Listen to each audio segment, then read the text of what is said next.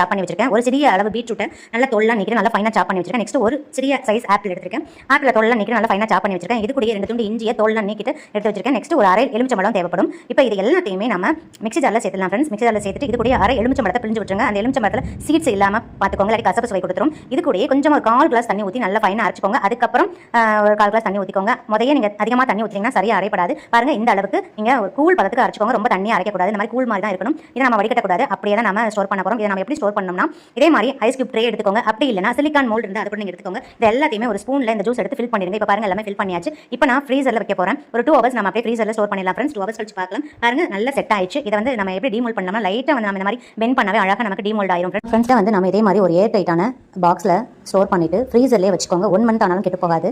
இப்போ ஒரு மக் எடுத்துக்கோங்க, அதில் ஒரு கியூப் போட்டுக்கோங்க. இப்போ உங்களுக்கு எந்த அளவுக்கு சூடு போடுமோ அந்த அளவுக்கு சுடு தண்ணி சேர்த்துக்கோங்க. நல்லா மிக்ஸ் பண்ணி கொடுத்துருங்க. இது கூட ஒரு ஸ்பூன் ஹனி சேர்த்துக்கோங்க. நம்மளோட ABC ஜூஸ் 1 மினிட்ல ரெடி ஆயிடுச்சு. இதே டெய்லி ப்ரஷ் பண்ணிட்டு வெறும் வகத்தில் குடிச்சிட்டே வாங்க, நல்ல ஒரு ரிசல்ட் இருக்கும். ஸோ கண்டிப்பாக ட்ரை பண்ணி பாருங்க. வீடியோ பிடிச்சா லைக், ஷேர், கமெண்ட் பண்ணுங்க. மறக்காம சப்ஸ்கிரைப் பண்ணுங்க. நன்றி, வணக்கம்.